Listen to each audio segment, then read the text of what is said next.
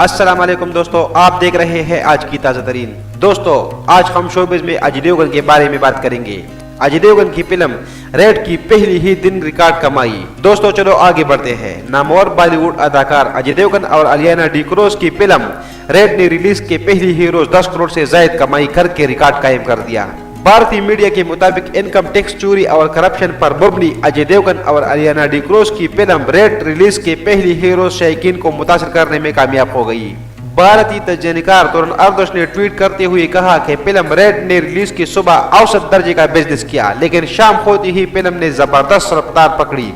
उन्होंने कहा कि बॉलीवुड की रिवायती फिल्मों के बरअक्स हकीकत से करीब तर और जानदार मुकालमों के बायस फिल्म रिलीज के पहली ही रोज 10 करोड़ 4 लाख का बिजनेस करने में कामयाब हो गई।